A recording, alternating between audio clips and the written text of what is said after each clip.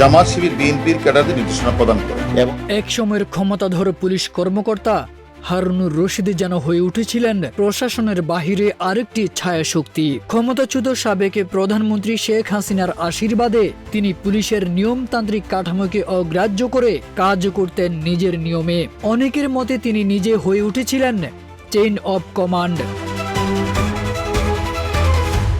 দায়িত্ব পালনের চেয়ে বেশি আলোচিত ছিলেন তার দমন পীড়নের ভূমিকা নিয়ে। কাকে গ্রেপ্তার করতে হবে, কোথায় অভিযান চালাতে হবে, কিংবা কোন রাজনৈতিক সমাবেশে পণ্ড করতে হবে, এসব সিদ্ধান্ত নিতেন সরাসরি শেখ হাসিনার কাছ থেকে। কখনো ফোনে, কখনো সরাসরি গণভবনে গিয়ে নির্দেশনা নিতেন।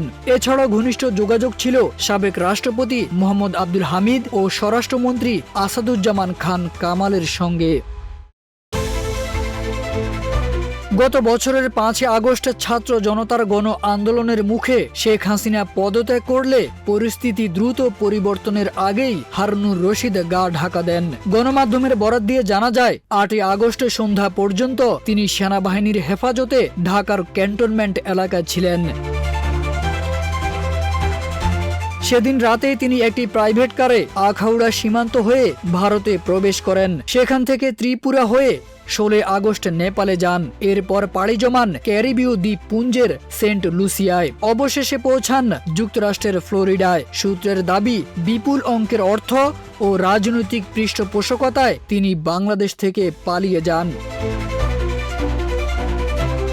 এই রাজনৈতিক ছায়ার সুযোগ নিয়ে হারুনুর রশিদে পরিণত হন দণ্ডমুণ্ডের কর্তায়। পুলিশের অভ্যন্তরে, বিশেষ করে গোয়েন্দা শাখায় তার একক আধিপত্য প্রতিষ্ঠিত হয়। বাহিনীর ভেতর ও বাহিরের বিভিন্ন মহলে তিনি পরিচিত ছিলেন ডিবির হারুন নামে। কেউ কেউ তাকে ডাকত ভাতের হোটেলের হারুন কিংবা হাউন আঙ্কেল নামেও।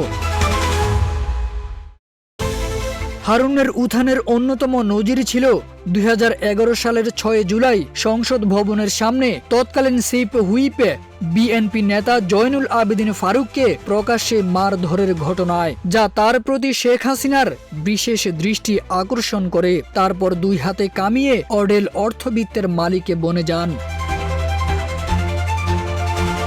হারুনুর রশিদের উত্থান ও পলায়নের কাহিনী শুধু একজন কর্মকর্তার নয়, বরং তা একটি সময়কালের রাজনৈতিক নির্ভরতা ও প্রশাসনিক এক নায়কত্বের নগ্ন প্রতিফলন।